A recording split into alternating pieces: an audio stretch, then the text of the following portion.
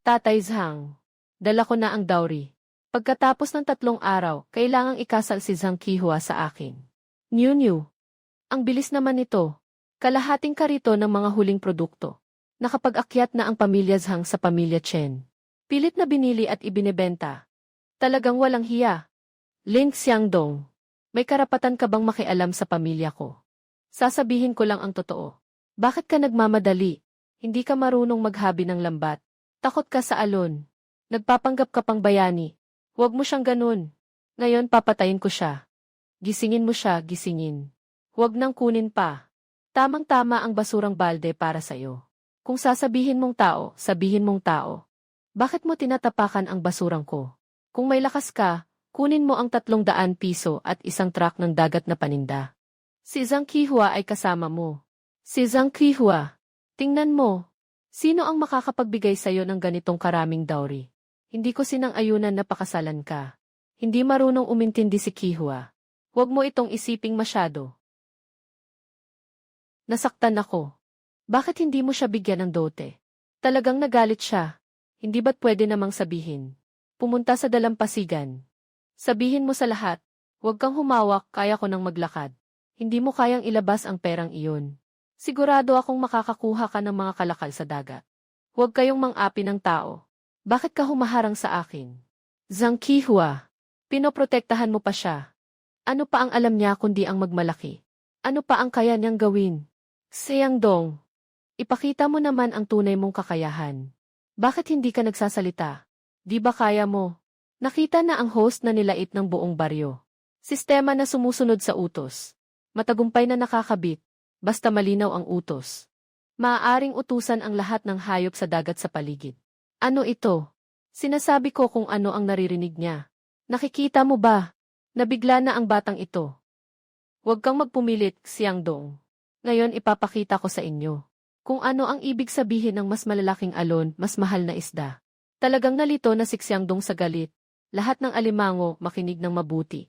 Pumila sa pila papunta sa balde. Walang pwedeng mag-akyat ng diyawan. Magsalita pa ng mas malakas.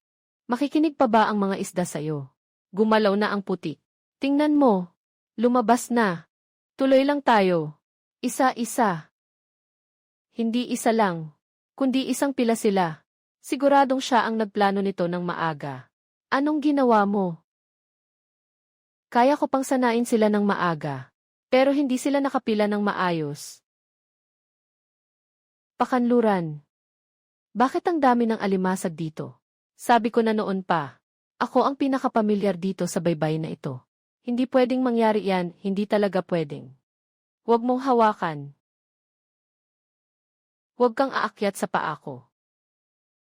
Tingnan natin kung paano pa sila makakakyat sa balde. Mali nga. Paano siya nakaliko sa akin? Kagagaling lang niyang umalis kanina. Nandito ang balde. Nandito rin ang daan. Tingnan mong mabuti. Hindi ito basta-basta nagmimina. Talagang nakikinig sila sa silangan. Chen Ernew.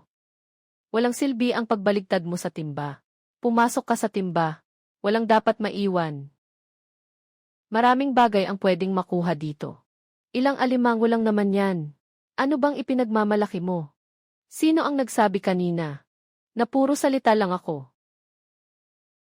Nagawa mo talaga, Xiangdong. Huwag masyadong magalak ng maaga.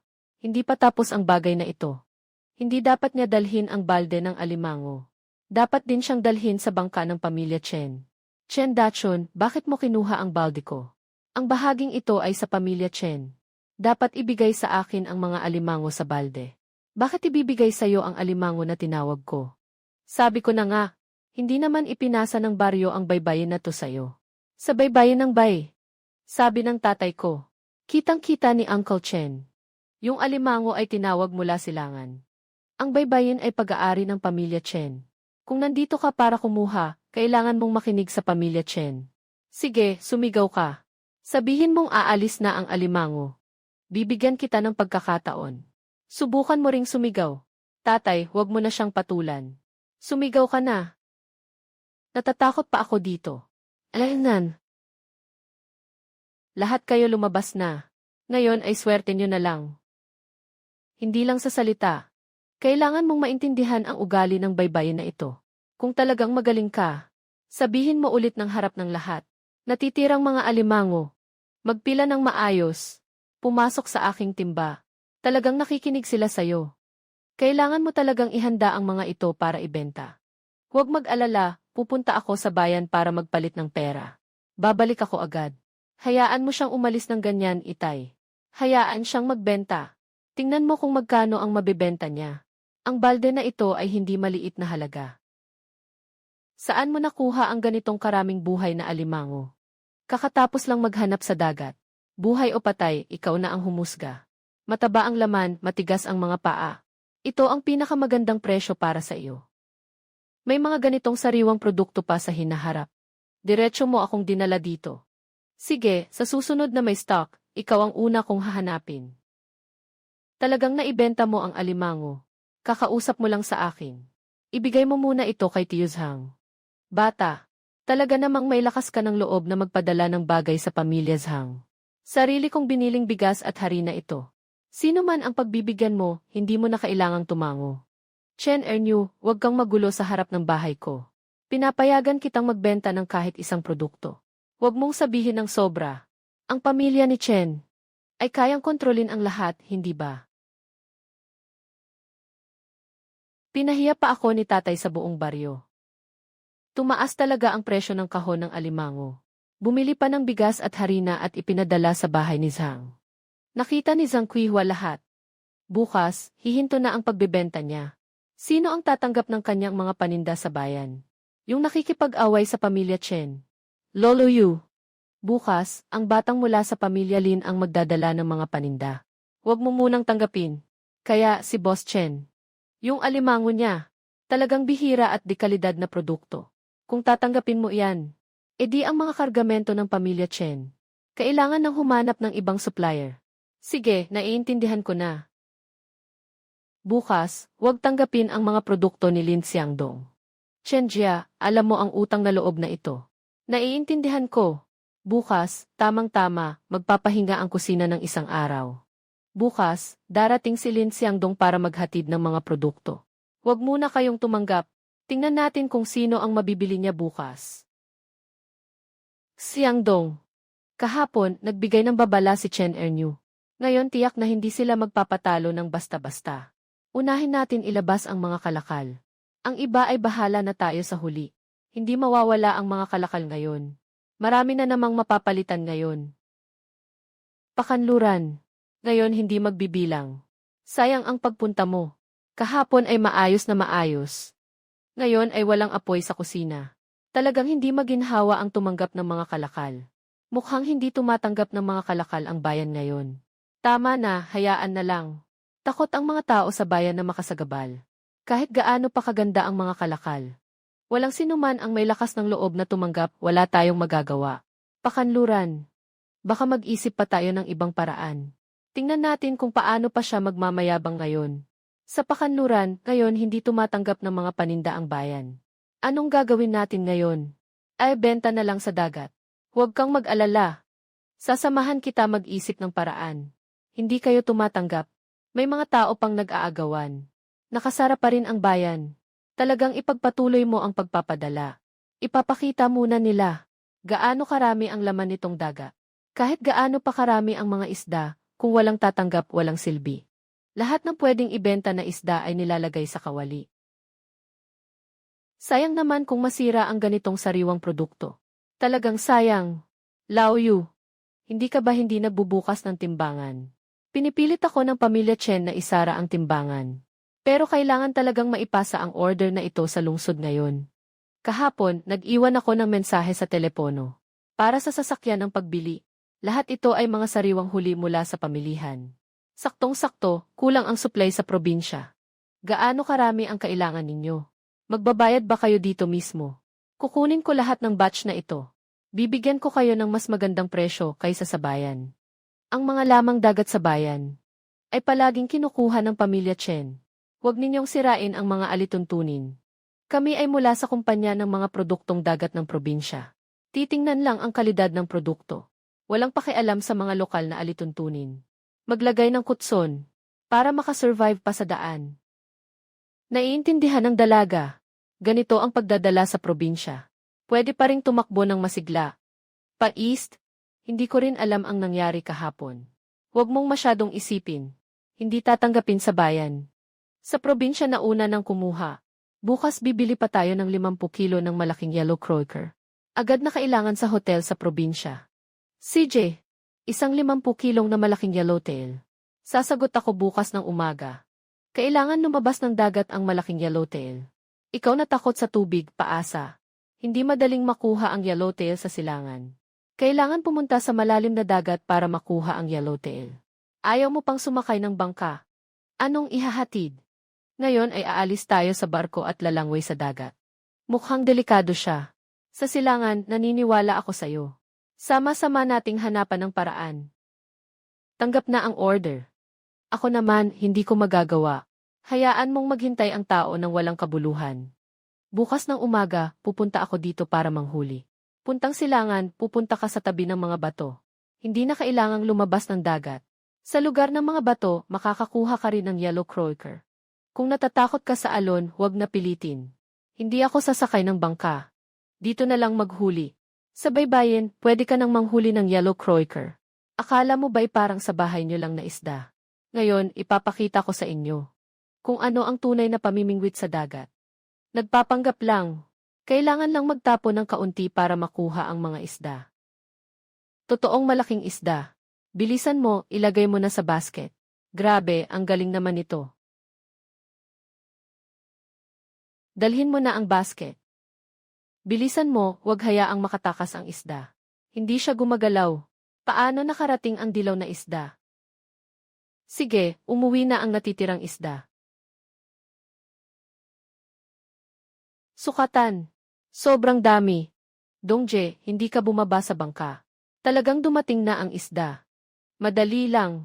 Hindi ko akalain na talagang nakikinig ang isda sa kanya. Mula sa malayo, naamoy ko na ang amoy ng isda. Nasaan ang isda? Kahapon lang nahuli. Ayos lang. 50 kilo. Maganda rin ang kalidad. Seyang Dong. Salamat sa iyo. Seyang Dong. Mula ngayon, ihanda mo sa akin araw-araw ang 200 kilo ng buhay na isda. Araw-araw, 200 kilo. Hindi ito maliit. Kailangan ko lang ng buhay. Hindi ito tungkol sa presyo. 200 kilo bawat araw. Magiging matagumpay na siya. Sige, tatanggapin ko, tutulungan kita sa pag-aayos ng mga bilangan at paghahati. Tatay, tumanggap siya ng pangmatagalang order mula sa probinsya. Ilan? 200 kilo bawat araw. Walang pakialam sa presyo. Pataasin mo siya, wala na tayong negosyo. Baka pwede siyang tumulong sa atin. Kahapon, hindi alam ni Ernyo ang kanyang ginagawa. Ako na ang humingi ng tawad para sa kanya. Tuloy mo na, Chen Shu. Ikaw at ako. Buwan-buwan, bibigyan kita ng 80 yuan. Sobrang dami, akala mo tao siya. Sobrang pagod kapag sarili mong ginagawa. Nakatira sa magandang buhay kasama ang pamilya Chen. Bibigay ko sa'yo ang 80. Sapagkat tinitingnan ka ng tatay ko. Hindi naman siya katulong ng pamilya mo. May kakayahan ako, bakit ako magtatrabaho para sa'yo? Huwag mong gawing masikip ang Xiaodong Road. Ako ang bahala sa kung gaano kasikip ang daan. Huwag magbigay ng mukha, kaya huwag mo kaming sisihin. Para malaman mo kung anong apelyido ng nayon na ito.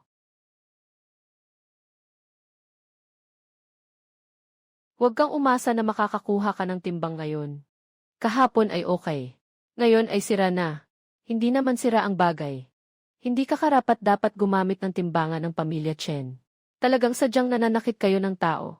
Hindi dahil ayaw kong tumulong kay Dong. Pero kung siya ang magpapasya, huwag na kayong magbenta dito. Pasensya na talaga, Dongzi, hindi namin kayo mapagsasabay. Hindi rin namin kayo matutulungan. Huwag niyo akong tulungan, kayo na lang. Zhang Qihua, bakit dalhin mo pa yung mga paninda sa bahay? Hindi na nila kailangan. Gamitin natin ang sa atin. Talaga namang mahusay kang magtimbang. Marunong ka ring magbilang. Basta't hanapin mo ang mga mamimili. Zhang Qihua, talagang kasangga mo siya. Magandang kalidad ang mga produkto. Pero kailangan ng maingat na pag-iingat sa Chenjiating. Huwag dumaan sa harapang pintuan. Kailangan mo ng magandang produkto. Kaya tingnan mo muna ang produkto. Dapat ay sapat lang. Hindi ka mawawalan. Sige, magdala ka ng 20 kilo. Iwanan mo rin ako ng 10 kilo. Isa 0 kilo at 2 tile. Bilangin mo na lang bilang isa 0 kilo. Bukas pa. Huwag mong sabihin kay Chenjaya. Tulad ng hangin sa pader. Ngayon, lahat ng East ay nabenta na. Sabi nila, kaya mong magbenta ng buhay na isda. Gaano karami ang kailangan mo? 300 kilo araw-araw. Kaya mong tanggapin. 300 kilo ay hindi maliit. Ano ang gusto ninyo? Talaba at mga tulya. Dapat buhay ang mga alimango. Nakaayos na lahat. May papadala na bukas ng umaga. Sige, dumaan kayo bukas para suriin ang mga produkto. 3 uri, hiwalay ang timbang. Hindi ko tinatanggap ang mga ito. Ang mga talaba ay sa pulang timba. Ang mga tulya ay sa asul na timba. Ang mga alimango ay sa itim na timba. Maaari pang paghiwa-hiwalayin ang mga ito sa mga timba. Tandaan ko ang mga uri. Tingnan mo ang timbang. Huwag mong pisilin ang kamay ko sa alimango. Huwag mong siraan ang mga timba. Mag-ingat ka. Maganda ang pagkakahati. Para hindi na tayo magbabalik-balik pa. Anak, pwede ba kaming makatulong? Wala na kaming makain sa bahay. Pahintulutan mo akong sumama. Mas maraming tulong, mas maganda. Bukas ng umaga, hindi magulo. Kung gusto mong gawin, sundin ang mga patakaran. Ihiwalay ang mga bagay at itala ang mga ito. 40 libra ang pulang timba. Malinis ang mga kalakal, malinaw din ang mga tala. Ihiwalay ang mga alimango. Huwag masira ang mga tahong. May mga kalakal at may mga tala. Ang negosyong ito ay talagang matibay. Ngayon, nakabenta na naman. Talagang binibili ka nila. Hindi lang sila bumili. Nag-order pa sila para bukas. Naitala ko na lahat. Nandito ang handog ng pamilya Chen. Amoy pa lang, mabaho na. Tatay Zhang, inilagay mo ang dowry dyan. Gusto mo pang mag-back out. Ako, sino ba ang mag-aalangan niyo? Sobrang matapang lang ang amoy. Huwag mo nang paikot-ikot sa akin. Itakda na natin ang araw ng kasal ngayon. Hindi naghihintay sila Uzhang sa araw-araw. Ayusin na bukas. Bakit kayo ang magdedesisyon sa mga bagay ko? Kapag natanggap na ang dote, sumama ka na sa akin. Pwede bang ipagpaliban ito ng kaunti? Lin Xiangdong, ito ang kasal ng pamilya ko. Huwag kang makialam. Nagtatanong lang ako kung pumapayag si Kihua. Kooperatiba. Talagang nag-order ka sa akin. Kapag may kaunting pera, gusto nang agawin ang tao. Ano ka ba? Si Kihua ay tao. Akala mo ba parang bumibili ng gulay? May paraan para pag-usapan ito. Mahalaga ang pagkakapareho ng estado. Sino ang pakakasalan niya? Sabihin mo. Kihua, mag-isip ka ng mabuti bago magsalita. Naisip ko na, ayaw ko ng pakasalan ka. Kihua, wag mong sabihin na tapos na ang usapan. Ikaw ang magpapasya. Nanghingi ang pamilya Zhang ng dowry tapos gusto pang magsisi. Kuya Chen, bakit ka nandito? Nakalimutan mo ba noong humiram ka ng 300 yuan? Tay, may utang pa tayo sa kanya. Dagdag interes na 600. Hindi natin mababayaran ngayon. Ibigay ang baka bilang bayad. Tay, hindi pwedeng ibigay. Iyan ang buhay natin. Huwag galawin ang baka, unahin ang bayarin. Tinatanggap ko ang prinsipal. Interes, ibigay mo ang resibo. 300 na prinsipal. Ako ang magbabayad para kay Tiyuzhang. 600, walang bawas. Ipakita ang resibo. Ako ang magtatala. Tanging puting papel at itim na tinta ang tinatanggap. Narito ang utang. Hindi pa rin umamin. Na-clear na ang prinsipal. Huwag gumamit ng walang saysay na salita. Ang dowry ay pera rin. Kailangan niyong aminin. Sige, buksan para maamoy ng lahat. Bakit naamoy na ito ni Ernyu? Walang seafood na hindi mabaho. Ikaw ang nagpasimula ng gulo. Mga basura na gustong humingi ng dote. Ang kapal ng mukha niyo. Inang alimango na may dilaw na mantika. Ilagay sa basket para suriin ang lahat. Dumating na ang buhay na alimango at puro mataba pa. Ito ang tunay na dote. Sino ang nakakaalam kung ano ang ginawa mo? Ang dote na ito ay magiging katatawanan sa iba. Dapat ipaliwanag ng pamilya Chen ito ng maayos. Zhang Laojian. Huwag kang makinig sa kanyang mga kalokohan. Hindi bobo ang tatay ko. Lahat ay nakakita na. Lin Xiangdong. Huwag kang magyabang. Hindi pa tapos ang laban natin. Naghihintay ako. Pero huwag kayong magulo sa Zhang family. Bukas, putulin ang daan sa may pinto ng baryo. Kapag naputol na ang daan, palitan natin. Ipapadala pa rin ang mga kalakal. Tingnan ko kung hanggang kailan ka magmamalaki. Ngayon, ang daang ito ay pangalan ni Chen. Huwag payagan na makadaan. Kailangan ng supply ang kooperatiba sa umaga. Kapag nahuli, magiging problema. Nakaharang ang pamilya Chen dito. Sino ang magtatangkang dumaan? Hindi makadaan sa malaking daan. Kaya't dumaan sa mababang lupa. Huwag mawalan ng supply. Puno ng putik ang dalampasigan. Ano ang gagawin kung masangkot ang sasakyan? Katatapos lang ng pagbaba ng tubig. Lumabas ang matigas na putik. Susuong ako sa unahan para mag-imbestiga. Sumunod kayo ng mabuti. Kung may lakas kayo, sumama kayo. Tingnan natin kung makakabuhat kayo ng ilang basket. Sino ang natatakot, manatili. Yung may lakas, umalis. Dito matigas, huwag tumapak sa kabila. Hindi nahulog ang gulong. Talagang nakalusot na. Pindutin ang bibig ng basket. Huwag umalog ang karga. May kanal pa sa harap ni Dongsh. Inilagay ang kahoy. Unahin ang order sa kooperatiba. Talagang itinulak ninyo mula sa mababang dalampasigan. Nakasara ang pangunahing daan. Kailangan na lang maghanap ng ibang daan. 3 bagay, hiwalay na binibilang. Nandito ang bayarin. Sa wakas, nakasabay na tayo. Hindi ito nagtagal. Nakatanggap na ang tindahan ng binata. Kahit natanggap na, pwede pa ring ibalik. May paraan ako. Patay na ang mga alimango. Sobrang mabaho. Tumahimik ka. May takip ang basket. Huwag mong hayaan makita ng iba. Sino ang nagpadala ng alimango? Bakit ang baho? Ito ay ipinadala ni Lin Xiangdong para sa akin. Buksan mo at tingnan. Hindi namin pinapadala sa iyo ang mga paninda. Kanino ang mga paninda? Basta-basta lang magdadala ng bahong alimango sa kooperatiba. Tumutulong lang ako. Ang mga kalakal ay patungong silangan. Chen Ernew. Niloloko mo ako.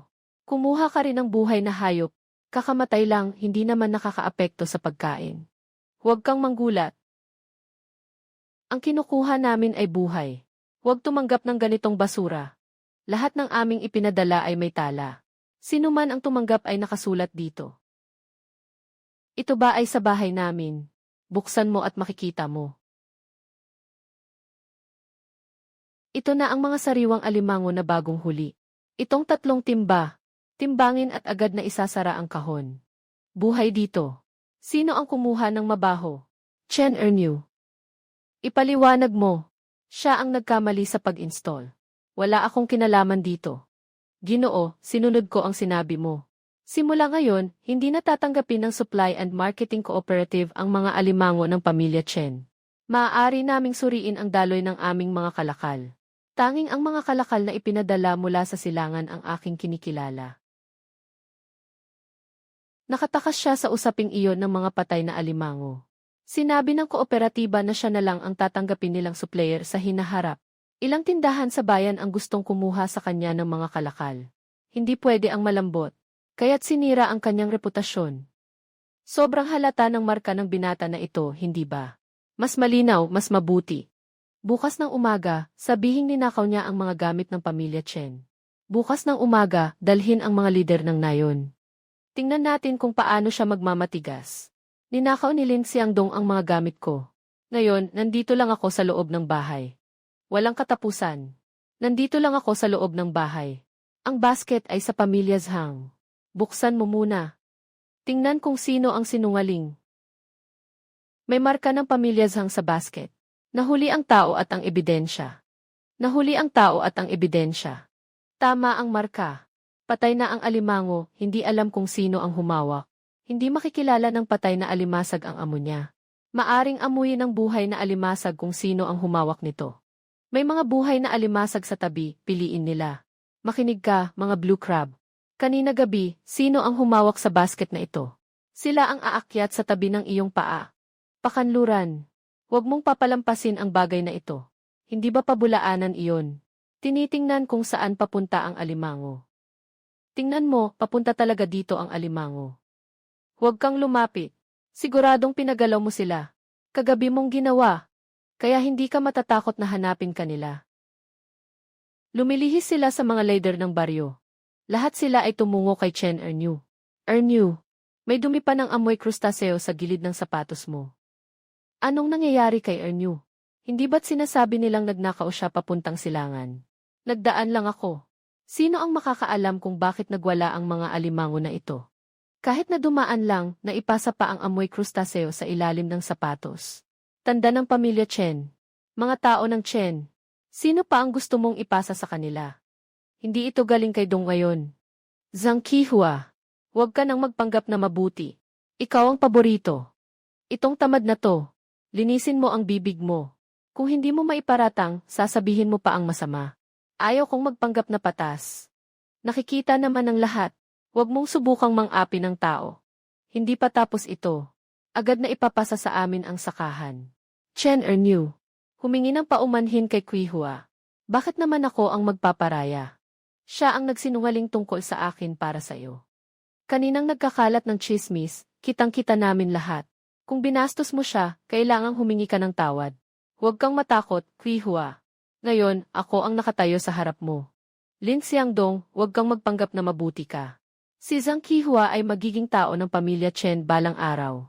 Hindi ako tao ng sinuman. Huwag akong pressure sa usaping kasal. Narinig mo ba? Hindi siya umamin sa'yo. Kung may lakas ka, harapin mo ako, huwag siya. Tingnan natin kung ilang beses mo siyang mapapangalagaan. Matigas ang dila, ha? Hayaan mong ipaalala ni Crab ang pasensya na ito sa'yo. Sa silangan, huwag magulo. Hindi ako nananakit. Basta't siguraduhin niyang nakatayo siya ng maayos at malinaw. Makinig ka, maliit na blue crab. Kagatin niya ang kanyang sapatos. Huwag mong kagatin ang paa. Tingnan mo na agad. Gumagalaw na ang lungga ng alimango. Huwag kang lumapit, hindi alimango ang sapatos ko. Kung hindi ka magsusori, manatili ka dyan at mag-isip. Sinasadyang sapatos lang ang pinipiga, hindi paa. Tama lang ang sukat. Chen Ernu, humingi ka ng tawad sa akin. Huwag mo nang pisilin ulit. Baka mapunit na ang talampakan. Mas mahal pa ang isang paumanhin kaysa sapatos. Zhang Qihua. Kanina, nagsalita lang ako ng mapanira. Hindi ko dapat sinigawan ka. Maliit ang boses ko. Hindi narinig ng lahat. Zhang Qihua, patawad. Tama na ba? Sa susunod na pagkakataon, magmumura ulit. Kilala pa ng alimango ang sapatos mo. Tahimik ka, hindi ka ba nahihiya? Tito Chen, ayusin mo ang anak mo. Huwag mong ilabas ang galit kay Zhang Qihua. Xiangdong, huwag mong isipin na ilang alimango lang ang makakapagpabago ng lahat. Mabilis na maaprubahan ang karapatan sa kontrata. Tingnan natin kung gaano pa katagal kang mayabang. Makikita tayo sa oras ng pag-apruba. Ngayon, nag-usap ang komite ng nayon tungkol sa pagkontrata ng mga baybayin. Walang dapat makialam dito. Ang mga baybayin ay para sa nayon. Hindi ito likod bahay ng pamilya Chen. Makinig muna tayo sa kanila, Dong. Sino ang may lakas ng loob na magbigay sa kanya? Huwag nang umasa na makapagbuwi sa pantalan. Ito ay usapan. O delikado pa rin. Walang bangka at walang sertipiko si Lin Xidong. Bakit siya ang magkakaroon ng kontrata? Kaya niyang mag-supply. Iyan ang kanyang kakayahan. Hindi sapat ang sumigaw ng alimango. Hindi dapat magulo ang mga patakaran. Dapat tingnan ang mga lumang record. Hindi lang dapat makinig sa pamilya Chen. Tatay Zhou, kung may sasabihin ka, sabihin mo na. Itinago ko ang lumang resibo na ito ng mahigit 10 taon. Nakasulat dito si Lin Haisheng. Nangungupahan sa Dongtan ng 10 taon. Si Lin Haisheng ay si Dong's tatay. Noong araw, ang baybayin na ito ay may apelidong Lin, hindi Chen. Chen Dachun. Kilala mo ba siya? Old Zhao, huwag mong takutin ang tao gamit ang lumang papel. Luma na ito at expired na. May 19 na taon pa ang kontrata. Nandito pa ang mga marka ng tinta.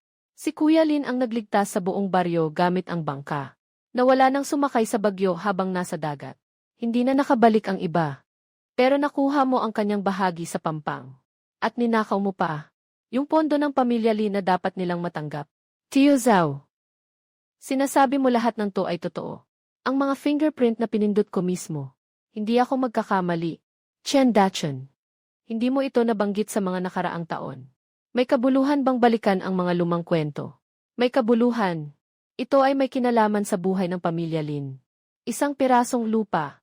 Tumigil na kayo. Lalaban sa paligsahan ng kasanayan sa pangingisda sa loob ng 3 araw. Sino man ang manalo ay magkakaroon ng karapatang gamitin at pangasiwaan. Gusto mong gamitin ang paligsahan na ito para ipasa ang mga nakaraang problema, kasama ang buong baryo na nakatingin. Ako si Chen Dachun, hindi ako nagkukunwari. Magkita tayo sa baybayin sa loob ng 3 araw. Sino ang makakakuha ng dagat sa oras na iyon? Kayo na ang bahala magpasya. Tatay, talagang maghihintay pa ba tayo ng 3 araw? Hindi lang basta naghihintay. Unang magreserba ng magandang bahagi ng baybayin ngayong gabi. Doon kasi pinakamalaking huli ang karamihan. Unang maghuli gamit ang lambat bago magbato ng pain. Ipasok ang kargamento sa Chen's net. Bukas ng umaga walang makakapansin. Dahan-dahan. Huwag hayaang marinig ng mga tao sa nayon. Ilubog ang lambat ng mas malalim. Pagkatapos ng low tide, konti lang ang lalabas. Ihuhulog ang pain sa kanal. Bukas ng umaga, maghahanap ang malaking isda dito. Ginoo. Para itong pandaraya, di ba? Tumahimik ka, ang manalo ay talento. Anong nangyari? Nakita kong pumunta ang pamilya Chen sa dungtan sa gitna ng gabi. May dala silang lambat at mga bag ng pain. Ilang mga magandang daluyan lang ang narito. Gusto nilang magtipon ng mga produkto ng dagat ng maaga. Dapat bang sabihin ito sa mga lider ng nayon ngayon? Kung ngayon walang maniniwala, bukas ng umaga ipakita sa lahat. Inilayo ng pamilya Chen ang malaking kargamento. Bakit hindi ka pa nag-aalala? Anong silbi ng mag-alala? Kilalang-kilala ng mga produkto ng dagat ang tao, hindi ang lambat. Pero sila ang nag-occupy ng pinakamabentang lugar. Hayaan mo silang mag-occupy. Mas marami silang makuha, mas malaki ang kahihiyan. Bukas, sumunod ka sa akin. Huwag kang mag-isa. Kung matatalo si Zhang Laojian, wala nang suporta si Zhang Qihua. Huwag mo nang pilitin ang bata, Chen Laoda. Pwede namang hindi mapilit. Ayusin muna ang utang bago ang lahat. Bukas matatalo si Lin Xiangdong. Kailangan akong pakasalan ni Zhang Qihua. Sa bukas na lang pag-usapan. Kagabi may ginawa ang pamilya Chen sa East Beach. At pinilit pa nga nila ang tatay ko. Habang mas nagmamadali sila, mas lalo silang natatakot. Bukas, makakakuha sila ng mga ani. Tiyak nakakampi ng mga taga-baryo sila. Hayaan na lang silang magdiwang sandali. Sa unang laban, ipapakita ko ang katotohanan. Talaga bang pumayag ka sa kanila? Qihua, wala na talagang magagawa ang tatay. Nasa kamay pa ng pamilya Chen ang dokumento. Iyan ang aking kasal. Hindi ito pustahan. Kung manalo si Dong bukas, hindi na ito mabilang. Kung matalo siya, tanggapin mo na lang. Pinilit ng pamilya Chen ang tatay ni Dong na pumayag. Lalong nagmamadali ang pamilya Chen. Lalo silang natatakot na matalo. Umalis sila sa laban. Pati ang kasal ko ginamit laban sayo. Huwag kang matakot. Bukas, ipapakita kong mananalo ako sa buong baryo. Naniniwala ako sayo, sasama ako sayo. Kahapon, nakakuha tayo ng magandang pagkakataon. Siguradong may magandang mangyayari ngayon. Pumunta ka na. Dumating na rin si Zhang Qihua. Ngayon, lahat sa nayon ay nanonood. Walang sinuman ang pwedeng magsabi na inaapi ng pamilyang Chen ang iba. Kaya't sundin natin ang sinabi ng komite ng nayon. Magkakaroon ng pampublikang laban. Bago magsimula ang malaking laban, ipaalam muna ang mga patakaran. Sa loob ng 1 oras, sino ang may pinakamaraming laman sa balde? Maagang maglagay ng pampaakit. Kasama na ba ito sa paglabag sa patakaran? Kapag nadiskubre, agad na mawawala ng karapatang makipagkompetensya. CJ, naintindihan ninyong lahat. Si Segundo Niu, sa unang net pa lang, nalunod na. Hawakan mo at ipakita nila ang kanilang mga mata. Puno ito ng malalaking isda. Kitang-kita na mataba. Hindi nakapagtataka na ang Chen family ang pinuno ng barko. Malakas ang kabuhayan nila. Pakanluran. Bakit pa rin walang laman ang iyong balde? Lin Xiangdong. Nakikita mo ba? Ito ang tinatawag na pagkuha ng dagat. Kahon lang ito. Bakit ka nagmamadali? Huwag kang magmatigas. Kailangan ni Zhang Qihua na tuparin ang kasunduan bukas. Huwag kang makinig sa kanya. Nasa panig kita. Kaya tingnan ang ikalawang laban. Sino mang may-ari, siya ang kilalanin. Lin Xiangdong, tingnan mo, puno na ang aking timba. Ikaw wala pang laman. Kanina, sinasabi mong ang mga lamang dagat ay may-ari. Bakit ngayon hindi ka na kinikilala? Xiangdong, bakit hindi ka sumigaw muna para subukan? Walang pagmamadali, hindi pa dumarating ang pangalawang alon. Tingnan mo, wala na siyang magawa. Talagang kahanga-hanga ang balde ng pamilya Chen. Alam ng mga veterano sa barko. Alon sa kanal. Parang masyado namang tiwala si Lin Xiangdong. Huwag magsalita ng masyadong maaga. Hindi pa tapos ang malaking laban. Zhang Qihua, nasa panig ka pa ba niya? Naniniwala ako sa kanya. Huwag magbigay ng konklusyon hanggat hindi pa tapos. Zhang Qihua, pumunta ka na dito. Maaari ko pang bigyan ng dangal ang Zhang family. Hindi mo kailangan bigyan ng dangal ang mukha ko. Kapag sumama ka sa kanya, mapapangiti lang ang buong baryo. Malalaman mo rin kung sino ang tawa. Hindi ako matatakot na magsalita kapag pais. Dumating na ang ikalawang alon. Dapat na itong ibalik sa dati. Anong balak niyang gawin? Huwag kang pumikit, tingnan mo sa gilid ng net. Hindi pwedeng maitatago na lahat ng net ay nakalubog na. Kumilos na ang lambat ng pamilya Chen. Nagtatakas na ang mga alimango sa loob ng lambat. Hawakan niyo, huwag silang makaalis. Nagtatakas din ang mga isda. May mga kalakal na tumatakas mula sa timba ng pamilya Chen. Hindi ito pagtakas. Sila ay hindi kinikilala ang pamilya Chen. Lahat sila ay pumunta sa tabi ng timba ni Lin Xiangdong. Tingnan mo doon. Lin Xiangdong, ginagamit mo ang panlilinlang. Ito ay galing kay Chen. Naglagay ka ng pampaakit ng maaga sa online. Yan ang labag sa patakaran. Huwag kayong makinig sa kanya na nagsasalita ng walang kwenta. Hayaan na lang ang mga bangka na maglakad ng sarili nila. Tingnan natin kung saan sila pupunta. Ubus na ang lambat ng pamilya Chen. Sa susunod na alon, maunawaan na ng lahat. Tingnan mo, talagang ubos na ang lambat ng pamilya Chen. Hindi ubos. Nasa panig ni Lin Xiangdong ang lahat ng mga kalakal. Hawakan ang lambat, huwag silang makaalis muli. Hawak ng maayos ang lambat. Hindi kayang pigilan, dumarating ang mga produkto mula sa dagat dito. Lahat ng ito ay napunta sa basag na timba. Chen Dachun. Bakit nakabaon ang lambat sa putik? Ito ay ang lambat na ginagamit sa kompetisyon. Kita ng lahat ito. Ang lambat ay nakabaon sa ilalim ng putik. Naglagay ka pa ba ng pain ng maaga? Tio Zhao, tingnan mo, may lumabas doon. Hihilahin ko para tingnan. Malinaw na ang lambat na ito ay nakabaon na sa putik ng maaga. Huwag kang magbula-bula. Sino ang nakakita sa atin na nagbaon? Nandyan pa ang bag ng pain sa ilalim ng lambat. Paano mo ito ipapaliwanag? Itong lubid. Ito ang pulang abaka na karaniwang ginagamit ng fleet ng pamilya Chen. Ngayon, malinaw na ang lahat. Maagang inilagay ang mga kagamitan sa pangingisda at pain. Ayon sa mga patakaran, dapat tanggalin ang kwalifikasyon sa kompetisyon na ito. Lao Yu, hindi ka makikinig lamang sa kanilang sinasabi. Lahat tayo ay nakakita ng ating mga mata. Ito ay mula sa iyong pugad na kinuha. Hindi ako sang-ayon sa resulta na ito. Kahit na may pagtutol. Mangyaring iwan muna ang mga dagat na produkto sa balde. Itong mga produkto ay galing dito mismo. Ang daluyan ng tubig ay para sa lahat. Makikita mo ang mga dagat na produkto saan man pumunta. Nahulog ako. Tingnan mo kung paano ka magaling. Chen Dachun, hindi mo pwedeng gawin yan. Nabagsak ang balde, nawala ang mga alimango. Huwag hayaan silang makalapit. Hindi na sila babalik. Lahat pumunta kay Chen Dachun. Pakawalan mo sila. Buksan mo na. Lumabag sa mga patakaran at nang agaw pa ng mga bagay. Lahat ng tao sa baryo ay nakakita.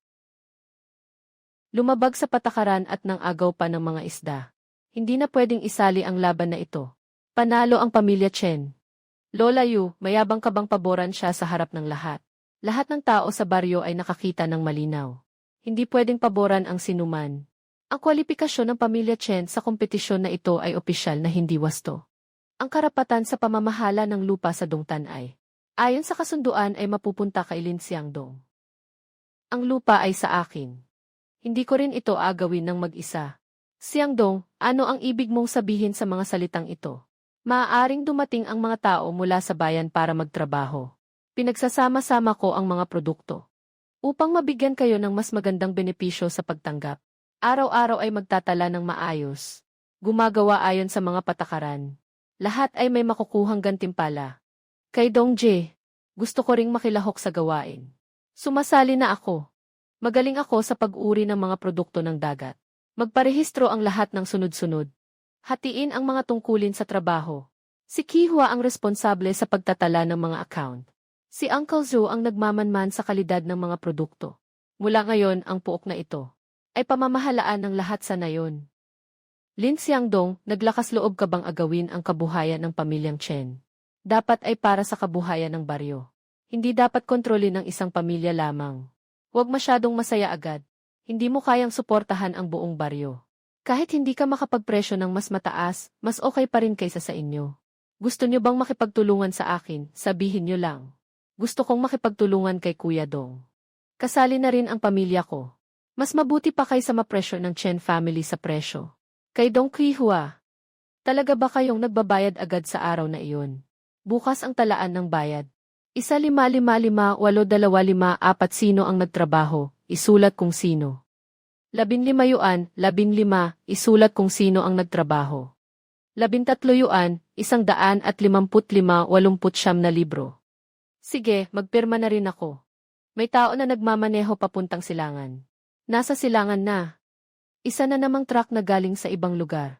Lin Xiangdong, nandito ako para mag-order. Ngayon, kailangan ko ng isang buong truck ng mga produktong dagat. Ihahatid sa loob ng 3 araw. Nadala ko na ang mga kinakailangang supplies. Tanggapin mo ba? Handa akong tumanggap. Ngunit kailangan kong makita muna ang uri at timbang.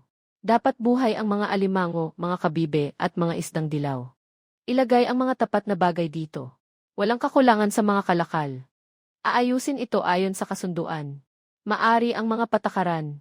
Siguradong sapat ang mga kalakal. Isang buong sasakyan, hindi ilang basket lang ito. Ihahatid sa bawat tahanan. Tandaan ko ang uri. Ikaw ang magtatakda ng tao. Ikaw ang responsable sa pag-unload. Ikaw ang responsable sa bayad. Si Uncle Zhou ang mag-verify ng trabaho. Bawat tahanan ay kukuha ng isang bahagi ng daluyan. Walang agawan, walang gulo sa paghukay. 3 araw mula ngayon, ayon sa libro ng mga account. Siguradong hindi makakapagbigay si Lin Xiangdong. Sumama kayo sa akin. Bibigyan ko kayo ng doble sa sahod. Kakaalis lang ni Chen Jia dahil sa pandaraya. Magsusubok ka pang mangakit ng tao. Doble sa sahod. Babayaran ko kayo ng cash muna, saka na ang usapan. Ngayon, hindi ko maibigay. Pagkatapos ng paghahatid, saka natin ayusin. E di parang walang kabuluhan. Kay Dongjae, nasa dulo ng nayon si Chen Ernu, nag-aanyaya ng tao. Pahintulutan siyang sabihin na kayang magbilang ng mga taga nayon. Hindi kami aalis. Sasamahan ka namin para malinaw ang mga usapan. Hindi rin ako aalis. Sobra na ang pinababa ng presyo ng pamilya Chen. Sige, ayon sa listahan. Kunin ang deposito at mga sertipiko ng pagkain. Tay, walang gustong tumulong. Tanggapin na lang ng lahat. Yung mga naunang ibinigay na supply doon. Kahit na makabuo siya ng malaking kargamento. Kailangan din ng mga bangka para makatulong sa pagdadala. Lahat ng bangka natin ay hindi na pwedeng ipahiram sa kanya. Sino mang magpahiram ng bangka ng walang pahintulot ay hindi na mananatili sa flotilla. Gusto kong makita kung paano niya ilalabas ang mga kalakal mula sa lugar na ito. Lahat ng bangka ng pamilya Chen ay nakalak. Walang may gustong manghiram. Paano natin mailalabas ang isang buong kargamento ng walang bangka? Si Chen Dachun ay humahawak sa lig natin. Kung hindi makakakuha ng malaking bangka, ayaw na. Hindi kailangan ng malaking bangka. Umaasa ka bang dalhin ito ng tao papuntang probinsya? May mga maliit na bangka pa sa nayon. Lahat ng bahay ay mayroong isa. Gaano karaming laman ang kayang dalhin ng 2 maliit na bangka? Ang alon ay nanginginig. Magkakaroon ng mga batch na lilipat sa mababaw na bay. Huwag lumayo sa dagat. Ako ang mag-aasikaso ng mga tala sa bawat batch. Kayo na lang ang magpapanatili ng katatagan ng basket. Una, itulak ang mga bangka sa tabi ng dalampasigan. Nakaabang ang mga mangingisda ng pamilya Chen sa pier. Tumingin sa malaking barko para sa kanila. Tayo sa maliit na baybayin. Lahat ng maliit na bangka ay lumubog na. Pero kulang pa ang huli. Unang ilapit ang barko sa mababaw na baybayin. Itinda ang mga isda sa maliit na bundok.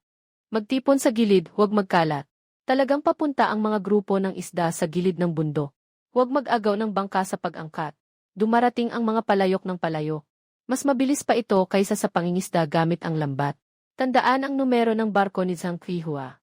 Seke ni Lolo Zhao ang kalagayan ng buhay. Sino ang nag-angkat ng gaano sa barko? Isulat ng malinaw. Huwag kalimutan. Kung lalakbay ka sa silangan, lalampas ka ba sa Chen Family Pier? Ang pantalan ay sa inyo bang dagat? Hindi. Gusto pa ring magdala ng isang buong truck ang maliit na tricycle. Nakakatawa ka, tumawa ka lang. Tumingin ka muna sa sasakyan bago tumawa. Ang mga residente ay nagtutulak ng bangka papunta sa mababaw na baybayin. Nakalampas na ang unang grupo ng bangka sa mababaw na baybayin. Nananatili pa rin ang malaking barko ng Chen sa lumang ruta. Kung magtutulak pa pa-east, talagang kakayanin. Sa loob ng 3 araw, makakapag-deliver na. Basta't hindi maghihiwalay ang mga tao. Kahit anong panlilin lang, magtatagumpay pa rin. Bukas ng umaga, ipapadala ang ikalawang batch. Huwag hayaan malaman ni Chen ang ruta. Boss, umalis sila gamit ang maliit na bangka mula sa mababaw na look. Makakapaglayag ang maliit na bangka. Sinasara nito ang daanan sa dagat. Ako mismo ang magmamaneho ng malaking barko papunta roon. Kung hindi sila titigil, sino ang magtatangkang dumaan sa tabi ng barko ko? Pipigilan ko silang makabalik. Naharang na ang malaking barko ng pamilya Chen sa pasukan ng look. Huwag sumugod pa sulong. Hindi kayang salpukin ng maliit na bangka ang malaking barko. Paano na ang unang kargamento? Mawawalan ba tayo ng oras? Magbago tayo at dumaan sa kaliwang daan ng mga tambo. Mababaw ang tubig doon. Hindi makapasok ang malaking barko. Lahat ng isda ay pupunta sa kaliwang mababaw na look. Huwag lumapit sa malaking bangka. Kumilos ang tubig. Lahat ay pumunta sabay ng mga tambo. Sumusunod ang maliit na bangka sa kawan ng isda. Huwag mahuli. May daan palabas sa silangan. Sundin ang talaan ng mga bayarin. Isang bangka ang aalis. Lin Xiangdong, humihindi ka bang magbago ng daan? Ang sinisarhan mo ay luma ng. Hindi ito buong dagat. Masyadong makipot ang daan ng mga reeds. Hindi nyo matatapos ang dalhin. May paraan pa rin sa makipot na daan. Kapag marami, pwedeng magtulungan. Nakalusot na ang unang barko sa daan ng mga reeds. Hawakan mo ng maayos, huwag gumalaw-galaw. Itong kawali ay para sa yellowfish. Dumating na ang pangalawang bangka. Palitan mo ng maingat, huwag masira. Tandaan ni Zhang Qihua ng malinaw. Aling bangka, aling kawali. Tandaan mo, ang bangka G ay para sa yellowfish. Ang bangka G ay maghahanda ng paninda. Nandyan pa ang malaking bangka ng pamilya Chen sa lumang bibig ng bay. Umalis na sila mula sa Reeds Bay. Ano? Saan ang tao? Saan ang bangka? Lahat ay lumihis na. Wala ng tao, Chen Dachun. Salamat sa iyong pag-iingat ng matagal. Nakalabas na ang mga kargamento mula sa nayon.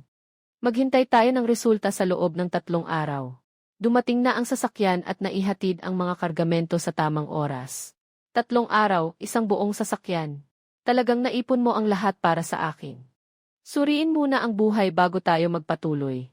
Pirmahan ang mga buhay na alimango, isda at mga talaba, malinis din. Siguradong aagawin ng mga restoran sa probinsya ang kargamentong ito. Kukunin ko lahat ng ito. Magsisimula na tayo sa pangmatagalang order. Paano natin itatakda ang pangmatagalang order? Isang sasakyan tuwing 3 araw. Ang presyo ay ayon sa mataas na presyo ngayon. Ako na ang bahala sa mga talaan. Isulat ng maayos ang petsa ng paghahatid. Sige, simula ngayon. Ang baybayin ng baryo ang pinanggalingan ko. Muling walang laman ang barko ni Chen ngayon. Noong una, nag-aantay pa kami sa pila para sa barko. Ngayon, walang nagtatanong na. Lahat ng crew ay pumunta na sa Lin Xiangdong para magbuhat ng mga kalakal. Kung magpapatuloy si Chen, hindi niya na mabawi ang gasto sa gasolina. Tumahimik ka, hindi pa ako bumaba. Boss, gusto kong pumunta sa kabila kay Dongje. Kumakain ka pa sa bahay ng Chen tapos nagagawa mong sabihin yan. Walang trabaho sa Chen. Kailangan din ng pamilya ko ng makakain. Kung aalis ka, umalis ka na, wag nang bumalik at magmakaawa sa akin. Nawalan na ng tao ang barko ng Chen. Walang laman ang daungan. Nakapending pa ang bayad sa gasolina at pagkukumpuni ng barko. Ibenta ang 2 maliit na bangka para mapunasan ang butas. Yung tatay, yan ang aming bangka. Kung hindi mo ibebenta, paano ka makakakuha ng sahod? Il-fixing ding ay lalong lumalaki. Hindi tayo pwedeng maghintay na lang mamatay. Ngayon gabi, magkaproblema ang kanyang mga kalakal. Pasukin ang mga alimasag na mailason. Bukas ng umaga, hindi na makikilala ng lahat.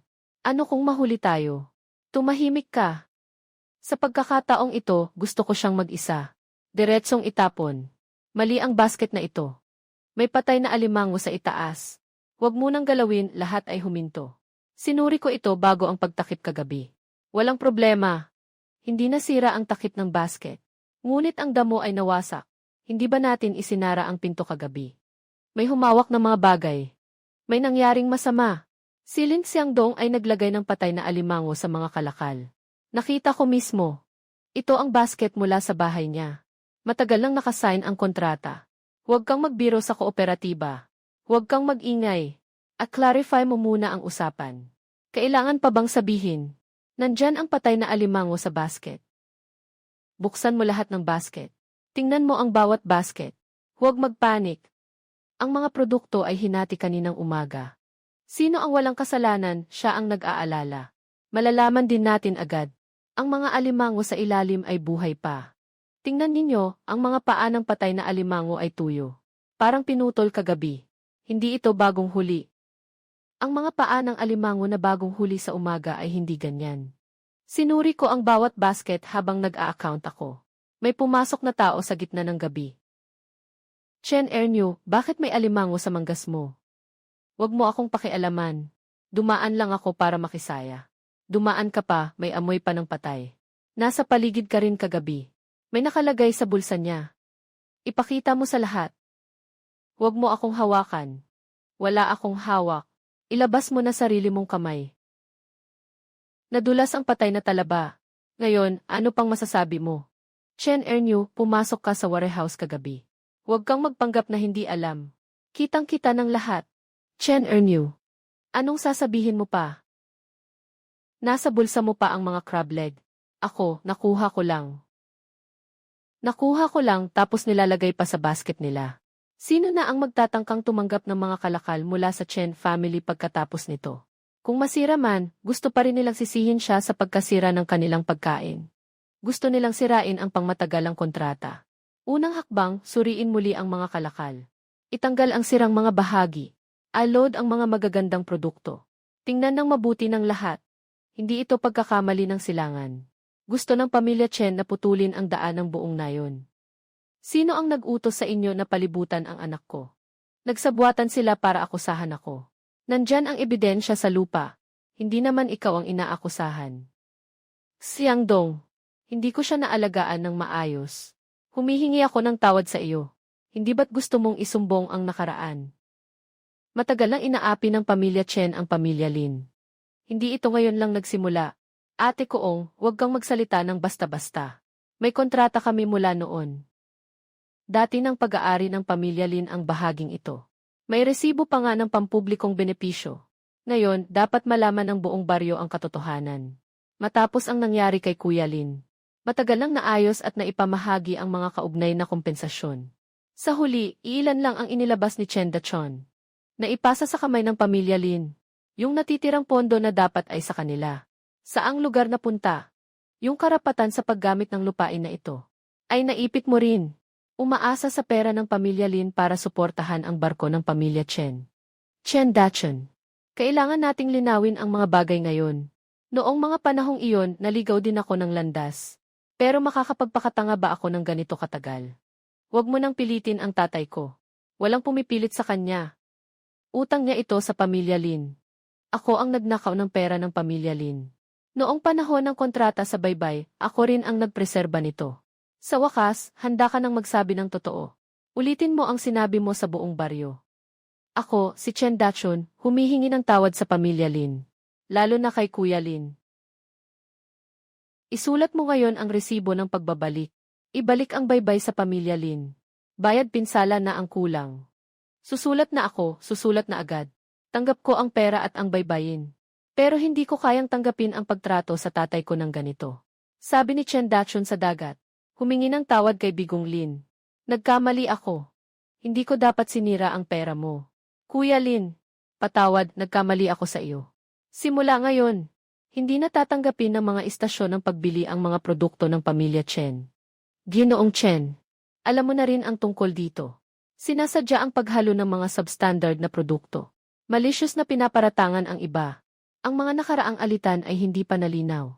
Walang sinuman ang naglakas loob na makipagtulungan muli. Kooperasyon sa supply. Dito, hindi na rin kami tatanggap ng mga order mula sa pamilya Chen. Mula ngayon, ikaw na lang ang makakasama namin. Noon, natatakot kami sa pamilya Chen.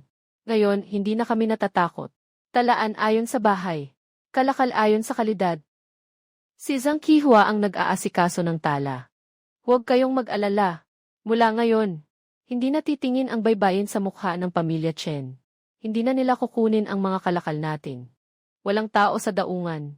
Hindi maibebenta ang barko. Umalis muna tayo at mag-isip ng paraan. Mayroon pa bang ibang paraan?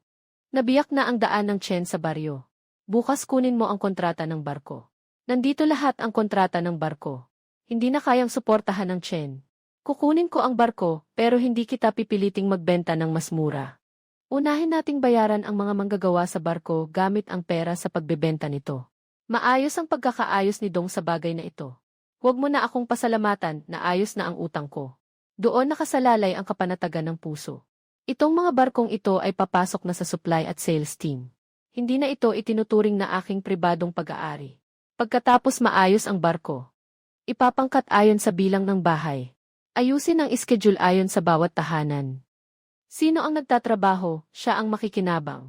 Noong dati kasama ang mga tripulante ng pamilya Chen. Basta't handang magtrabaho ng maayos. Lahat ay makakapagtagal. Handa akong sumama sa iyo sa trabaho. Kapag isinara ang tahanan ng pamilya Chen, talagang magbabago ang daungan na ito. Hindi ito pagbabago ng panahon para tignan kung sino ang tawa. Para ito sa pagpapasaya sa lahat. Unahin ang mga utang. Ayusin ang mga gamit. Bukas ng umaga, magpapadala pa rin tayo. Tiyak ang salitang pakanluran. Umalis na sila mula sa Reed Bay. Anong nangyari? Lahat ay nakalampas na. Walang tao na. Chen Dachun. Salamat sa pagtitiis mong magbantay ng matagal. Nakalabas na ang mga kalakal sa nayon. Maghintay na lang tayo ng 3 araw para sa resulta. Pag-alis ng Chen pamilya, hindi pwedeng walang tao sa pantalan. Una, ayusin ang bangka at ang shed. Kailangan ayusin ang lumang bangka. Kailangan linisin ang shed. Kailangan din muling ayusin ang libro ng mga account. May supply order pa bukas. Huwag magpaligoy-ligoy sa mga seryosong bagay. Sundan kayo ng lahat sa trabaho. Mas mapayapa ang loob. Siang Dong, nandito ako ngayon. Para linawin ang kasal ni Zhang Qihua. Noon, nalito ako. Halos itulak ko ang anak na babae ko sa panganib. Ang anunsyo ng kasal na ito, pinunit ko sa harap ninyo. Bumalik kayo bukas para kumain sa bahay. Dumating si Xiang Dong. Pumasok ka na at umupo. Yung pagkain kahapon. Utang ko sa'yo at utang mo rin.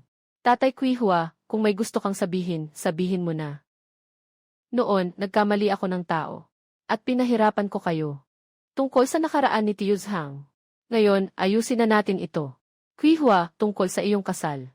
Hindi na ako papayag para sa iyo. Sino ang gusto kong pakasalan? Ako ang magsasabi. Kung tatanggapin mo si Dong, ama, huwag mo akong pigilan. Makatutulong ito sa kanya na mamuhay ng maayos. At igagalang ka rin niya. Nasa iyo ang salitang ito. Kaya't nakaka-relax ako. Hindi tama na magpakasal ng walang dala. Wala akong inihandang mamahaling bagay. Kaya't kumuha lang ako ng mga ligaw na bulaklak. Nanginginig na ang kamay ni Dong Jie. Dati, naglakas loob siyang sumigaw sa dagat. Ngayon, parang kinakabahan na siya. Zhang Qihua, hindi ako masyadong marunong magsalita. Nang magagandang salita, dati wala akong kakayahan. Na makapagpatawa sa'yo. Ngayon, kung may makakain ako, una kong iisipin ay ikaw. Gusto mo bang magpakasal sa akin? Gusto kong magpakasal sa'yo, Xiang Dong. Ang hinihintay ko ay itong mga salitang ito mula sa iyo. Mabuting buhay. Huwag mong hayaang makaranas ng sakit ang anak ko. Mag-alala ka, mahal na mahal ko siya. Bukas ang kasal. Lahat ng baryo ay darating. Sige, sabay-sabay nating gawing masaya ang buhay. Papel na pula, patunay. Bukas ay isang malaking araw ng kasiyahan. Kunin muna ang libro. Hindi ito bilang sa araw na ito. Bukas, lahat ng tao sa nayon ay darating para uminom. May kasal na dumarating. Ngunit makikipag-usap pa rin sa negosyo. Naging matapang ako. Ang mga bisita ay laging welcome. Uminom muna tayo ng baso ng alak bago tayo mag-usap. Narinig ko mula sa supply at marketing. Ang magandang reputasyon ninyo dito. At ang mga resulta. Dumating kayo para sa magandang produkto, di ba? Ito ang liham ng rekomendasyon mula sa lokal na istasyon ng mga produktong pangisda. Plano naming dalhin ang mga produktong pangisda mula sa Bay Village. Sa iba't ibang lugar sa bansa. Medyo malayo ang ruta ng distribusyon. Pagpapanatili ng sariwang produkto. Kailangan munang matiyak ang tamang pagsasaayos ng mga account bago ako makapagpatuloy sa pakikipagtulungan. Tama lang na napansin ko ang iyong pagiging maaasahan at ang iyong maingat na estilo ng paggawa. Mas malaki ang order na ito kay Dong kumpara sa dati. Kaya't dahan-dahan lang sa paggawa. Hindi ko maaring hayaang mag-aksaya ng oras ang lahat. Natatakot akong masyado kang mapagod mag-isa. Mayroon kang nag-aasikaso ng mga account. May mga kababayan na tumutulong. Wala akong takot kaya't tatanggapin ko ito. Ngunit kailangan munang itakda ang mga alituntunin. Ngayon ay ang masayang araw ninyo. Hindi ko kukunin ang saya. Hindi nagmamadali ang mga formal na proseso. Isulat muna ang tungkol sa pagbili ng mga DGF ng isda. Pagkatapos ng kasal, saka natin ito ayusin ng maayos. Kailangang masiguro ang kalidad ng EGF ng isda.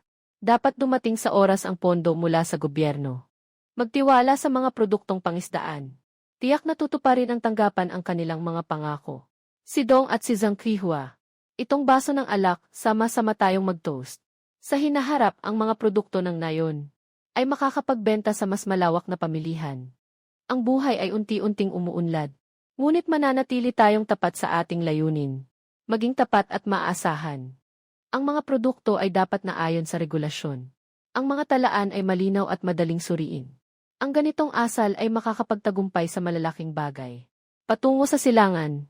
Talaga bang maipapadala ang mga produkto sa iba't ibang lugar? Maaari bang palawakin ang benta? Depende ito sa kakayahan nating pamahalaan ito. Kalidad ng produkto. Sasamahan kita sa pag-aayos ng mga aklatan. Magsisimula ng pagpapalawak ng pantalan bukas. Magpatayo ng imbakan. Pangunahan ang nayon sa maayos na pag-unlad. Parang panaginip ang taong ito. Bawat pamilya sa nayon ay may bagong bahay. Hindi ito panaginip. Ito ay bunga ng sama-samang pagsisikap. Kay Dong Jie, may dumating na sasakyan sa bagong pantalan. Huwag kang magpatumpik-tumpik sa pagpasok sa libro at pag-angkat ng kalakal. Ang mga panahong ito ay ipapadala sa silangan. Ang susunod na batch ay dadalhin sa Hilaga. Lahat ng tala ay malinaw nang naitatala. Noon, ang mga kalakal ay maaari lamang ilipat sa malapit. Ngayon, maaari na itong ipadala sa iba't ibang direksyon. Mas mahigpit ang pangangalaga sa kalidad sa malalayong padala. Kung sakaling masira ang kalakal, lahat ay makakaapekto sa reputasyon. Ako ang bahala dito, susubaybayan ko. Natulog na ang bata. Magpahinga ka na rin. Sa araw-araw, ikaw ang naglalakad ng maraming lakad.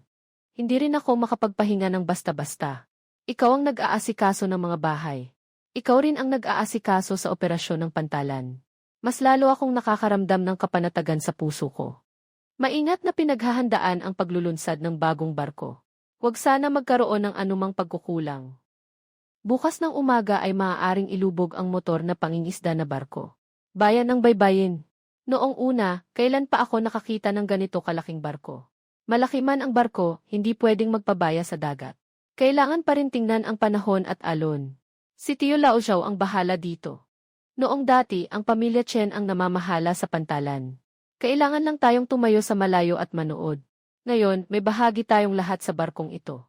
Bukas, dalhin mo rin ang bata para makita. Para maalala niya kung paano nagkaroon ng magandang buhay ang baybayin ng nayon.